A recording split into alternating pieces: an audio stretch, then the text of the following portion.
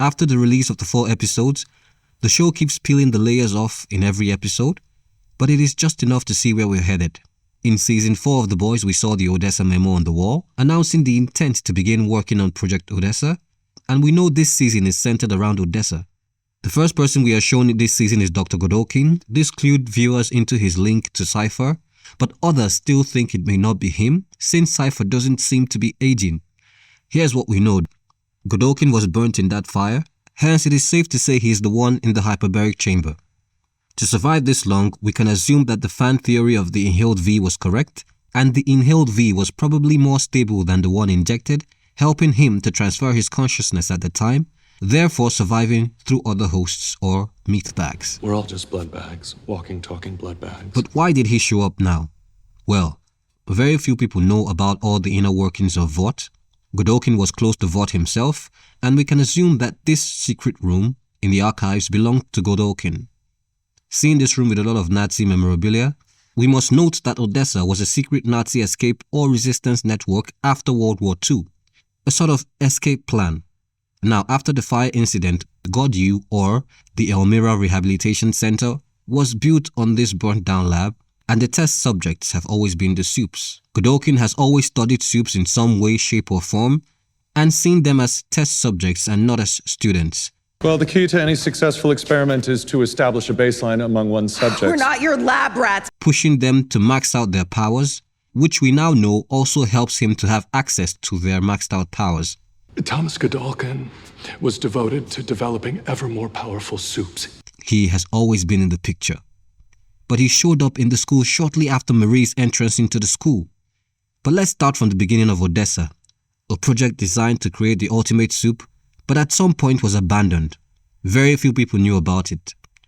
And one such person would be none other than Stan Edgar, who is another person who seems to know everything. This season is conveniently filled with a lot of tribute to Victoria Newman, so think about it. Stan Edgar finds a young Victoria Newman at Red River, adopts her. No, I can't adopt you, sport. Not technically. It's more complicated than you need to worry about. He takes interest in her due to her unique powers. Blood is life, and he who controls blood controls life. Stan Edgar and Godolkin are very much aware of her capabilities. Dr. Gold, which sounds similar to Godolkin, starts testing his theories using samples from Victoria Newman to create a soup that is identical to her. Mothers who could not get pregnant were given this treatment, as the goal is to have a soup born purely with V and not injected. One survives, which is Marie. She lives out her life until her powers manifest, and then she goes to Red River, while Dr. Gold waits for her arrival at his facility. Victoria Newman, who is aware of Marie, gets her into Godolkin University instead. You're Marie Moreau, right? I was hoping I'd meet you. You were? At the same time, Homelander was seen as a bad product, and his son was supposed to be the better version, Homelander 2.0 if you may.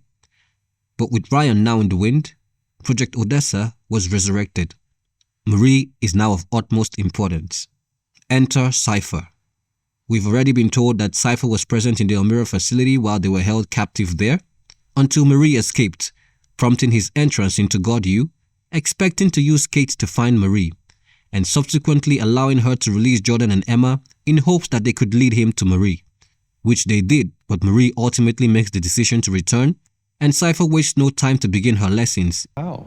In what part of the blood? Platelets, plasma, hemoglobin, the whole red blood cell? Even protecting her when Kate threatens to implicate her to Homelander. With the reveal of his powers, we now see that Marie is so many things.